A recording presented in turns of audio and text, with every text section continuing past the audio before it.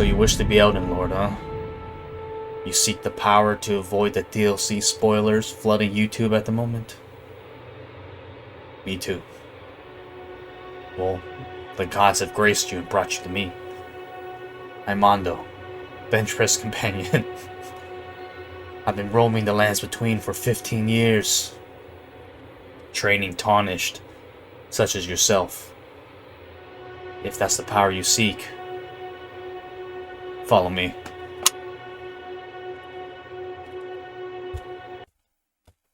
Okay, but seriously, the DLC is coming out in like 3 days. I haven't beat Moog. I still need to edit this video. Let's get through this very quickly. Scene transition. Okay, first, the goal of the program of the Age of Ironborn is to build strength, power, and muscles befit of an Elden Lord. You will need to train all three if you want to be a true champion of the lands between. There's no point of building the muscle if you lack the power and strength, and vice versa. I mean, just look at, WWE champion Lord Godfrey. Over there, somewhere. And he was chosen by America to be the first Elden Lord.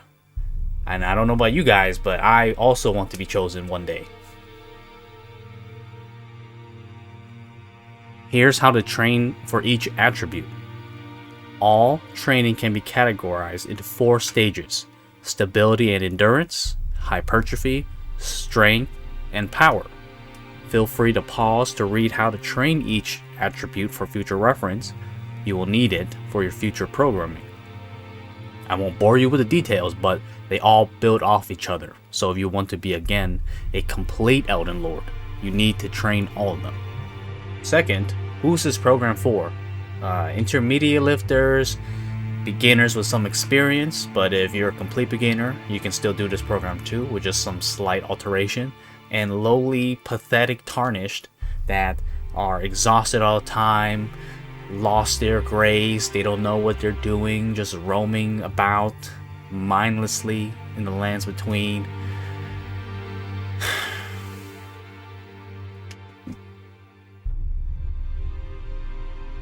Maybe I am Tarnished. That was a stupid joke. And lastly, luckily for you, this program doesn't use any specialty equipment or does any specialty exercises. Most of the things that we'll be doing in this program is found in most commercial gyms. Now, if you want to do athletic training for sport-specific movements or lateral movements that's required for like many dodging techniques, feel free to add those to the appropriate leg day. But unless you are planning to, fight someone, pretend, go LARPing or something like that, you probably don't need it in most general cases. But if it's fun for you to do, again, feel free to add them. Alright, fast money round. Here's a quick rundown of training concepts that you need to know, but if you just want to skip to the program, feel free to go to the timestamp somewhere on screen now. So first, 90% of the time, you're going to be doing full range of motion. 10%, it will be like partial reps or something. But since if you're a beginner, you don't need to know that. Just stick with full range of motion for every lift. Second, you need to control the eccentric/negative portions of the lift. What that means is slow the fuck down, okay? You're not in a rush yet. So slow down the eccentric portions of the lift. Third, hit each muscle group at least 2 times per week. In this program, it already covers that for you, but this is a nice to know for your future reference whenever you're building your own program. Fourth, make sure you're using heavy enough weights for the compound lifts. This is a must. When you do any sort of program, you need to make sure the intensity level matches your fitness level. If you're not lifting heavy enough, then you could potentially be leaving gains on the table, as they say. Number 5. Some beginners may not know this, but in any program, if it tells you to do 4 sets of 8 to 12 repetitions, in those 4 sets, you do not count any warm-up sets. Those 4 sets are your working sets. Some people especially beginners, they may not know this, so I think I have to point this out. And lastly, rest time and load, aka the way you're lifting, have a positively correlated relationship. That means the heavier you lift, the longer you should be resting. That's a pretty obvious thing, but maybe you didn't know that yet. But again, heavier load equal more rest time required. Same thing with lower load, you need less time to recover. You need to keep this in mind because if you do strength training, you need adequate amount of rest between sets to make sure you're able to hit that heavy load for the same amount of repetitions. And disclaimer, it may be obvious, but I am not teaching you how to fight people or use a sword. I'm just giving you a program that trains the muscles you may or may not use to conquer the lands between. Okay, disclaimer, I am not teaching you that. You've been warned.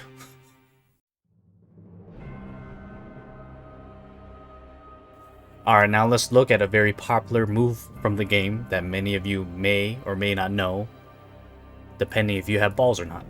Keep in mind, not a single movement in this sequence does one muscle do all the work. They move together in unison like a well-oiled machine. So, you must train in the same manner. The body moves in 3 planes of motion.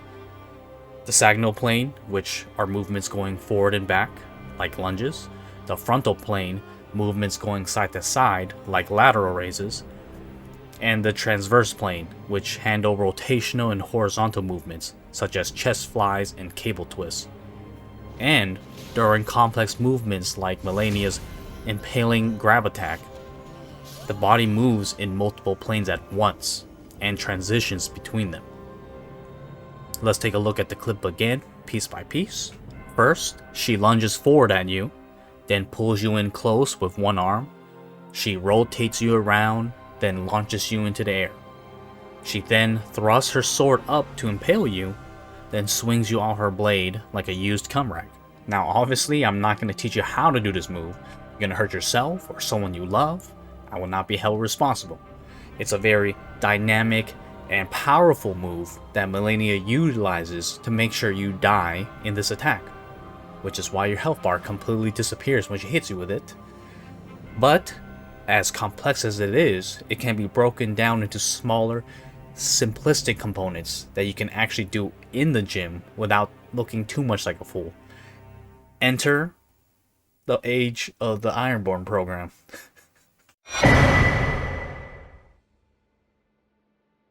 The program will be a 5-day split. 3 upper days, 2 lower days, with arms added on top. With the upper days focusing on different aspects of the upper body. You can add a 3rd lower day if you'd like, but I left that out for the weekend so you can grind out the DLC, because that's what I'm going to do. For each day, the first exercise will be focused on strength, with everything else being focused on hypertrophy. The body weight exercises will be 1 set to failure, or however many sets it takes to reach a target rep goal, which you will need to set yourself based on your fitness level. Okay, so for day 1, upper day, we're focusing on chest, because, you know, I'm ando bench press companion. And the chest is a very key muscle that focuses on pushing, pressing, and moving your arm across your body. So, transposing that as Ludith from Dark Souls 3, I don't remember his name, but as he said, that the chest assists you with thrusts and stabs, lifting things up, and pushing yourself off the ground after getting manhandled by Godfrey. So as mentioned before, the first exercise will always be strength focused, everything else follows hypertrophy. Now notice, underneath the bench press category, there's a superset, the power push-ups. This is to help you train the explosive power in your chest. However, keep in mind, if you are an untrained individual or a complete beginner, do not attempt this part. You can try when you have your foundation locked down, but if you are experienced enough, feel free to test out the waters. It does get pretty taxing on your body. So again, only do it if you are ready to do it. Also note that there's a bunch of cable exercises here. Feel free to combine them one after another, because I know during rush hour it's pretty hard to get these machines. So there is no set rule. Feel free to combine them, have them back to back if you'd like. There is no set rule. And lastly, for all the training days except for one, we end off with core. Your core is a very important muscle group that handles many multiple functions relating to combat. A strong core helps with rotational power in slash attacks. It can help you bounce back up after being knocked to the ground, and it stabilizes you from dynamic movements, especially during like dodging, which you do a lot in the lands between. Okay, next up we'll be moving on to the other upper body days, just so you can see the overlap between them. So day 3 is a back focused upper body day. The back is a huge cluster of muscles that has a wide variety of functions such as pulling, twisting, bending, extension, and stability. Transposing those, the back helps you with faster and more powerful attacks, retracting your blade after backstabbing your enemy, and keeping your stance and posture steady after dodging. For the workouts listed, we have a variety of horizontal and vertical pulling exercises, followed by alternating chest and shoulder exercises, again ending with core and abs. But be wary, it may be difficult to superset back exercises if your grip strength is weak. So make sure you do some practice runs before adding supersets into your program. Also, notice the inclined dumbbell bench press, chest supported lateral raises, and the inclined dumbbell flies. They all use a bench. So same concept as preserving your cables for yourself during the entirety of your exercise session. Same thing applies for the bench. If you already have a bench secured and you don't want to lose it, you can just jumble the exercises together and knock those out before moving on. But make sure you're not being a hog. Sharing is caring after all, in the lands between. Next up is upper day 5 with an emphasis on shoulders. Like the other two muscle groups, the shoulder muscle has a wide variety of function. It helps the chest with pressing, it helps lift things over your head, it stabilizes your arm when blocking parrying, and it's vital for you to keep your shield up. The layout for shoulders is the same as the other 2 days. First you do shoulders, then back and chest. The first exercise is always strength focus. Take a look at the dumbbell DB push press. You have to make sure that the weight that you're using is only 30 to 40% of your body weight. The key here is, again, it's an explosive exercise, so you should be pressing it relatively quickly with control. Keyword control. If you are not ready for this, you will end up hurting yourself, and then you'll be out of the gym, and then you truly will be tarnished. The special thing about shoulder exercises is that most of them can be done standing. So, if you can, transition from seated to standing, as it requires much more stability, and it would help, simulate the whole combat scenario. And to finish off shoulder day, we have cable twist. Now, it says mid to mid, but I believe the video I recorded is high to low, but nevertheless, you should be training in multiple angles for all your muscle groups. The cable twist is vital for this program because it's the very exercise that helps you simulate swinging a sword. So this is something that you actually want to do and train the rotational power of your core. Feel free to play around with the angles. You could do high to low, as if you're swinging downward or diagonally downward, mid to mid, a mid-section slash, or low to high, a golf swing. Okay, now we can move on to leg day plus arms. The arms is just cherry on top, since the upper body days already train your bicep and tricep secondary. But if you want to do extra arm stuff to get the little cuts, feel free to do so. But you need strong and sturdy legs, especially in the lands between, because you're going to do a lot of running from the waterfowl dance. You're going to do a lot of blood step hound dodges, right? Bloodhound step dodges. And you also need a lot of leg power to explode towards your enemy to, initiate an attack. Just like how Malenia explodes forward at you when she grabs you and gives you a little hug before impaling you to death. Okay, so first, lower body plus arm day, day 2, would be starting with barbell squat. Again, focusing on strength and power. Now, the power exercise is a lot more doable for this one, but also doing legs is extremely taxing on the body.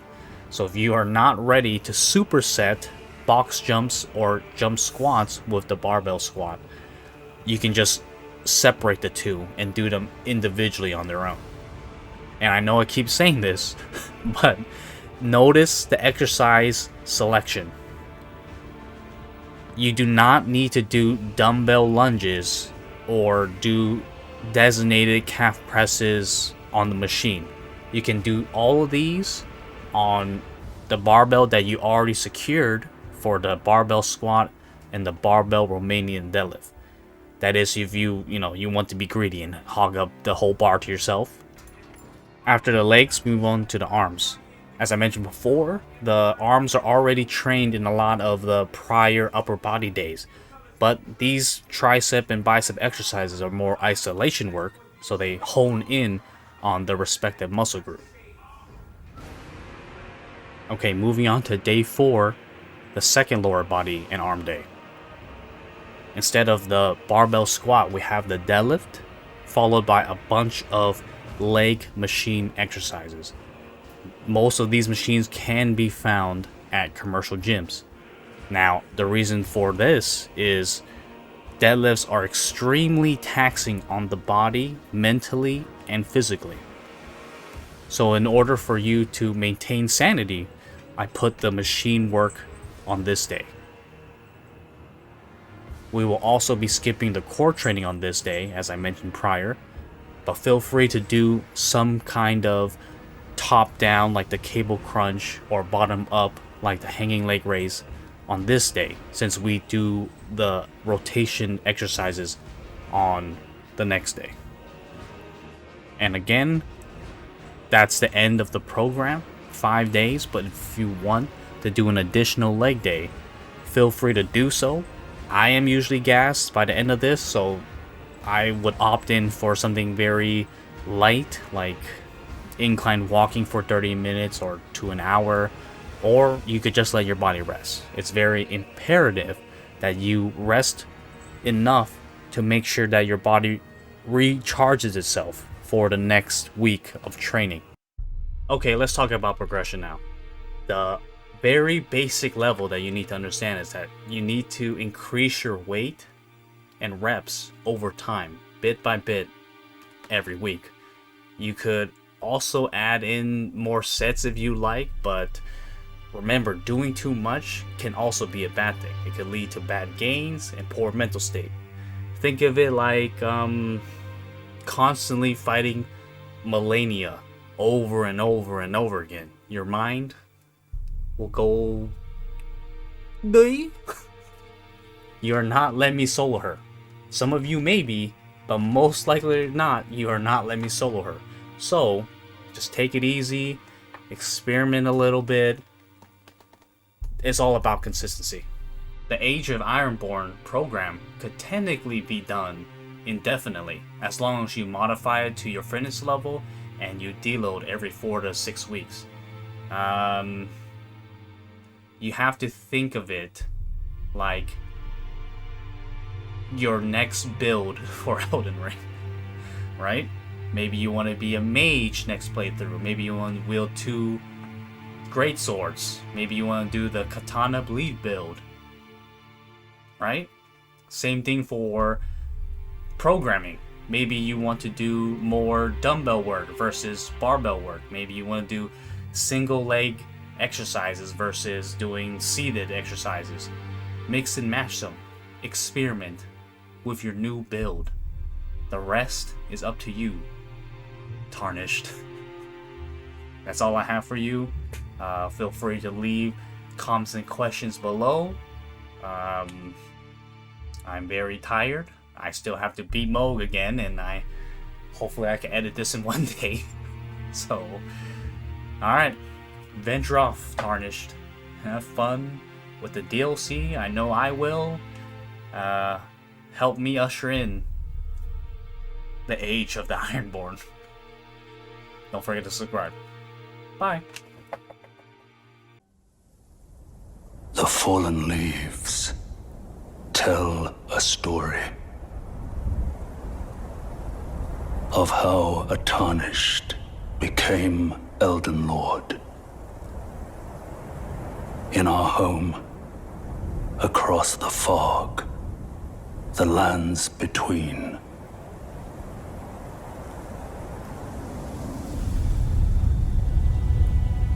Our seed will look back upon us and recall the age of the Ironborn.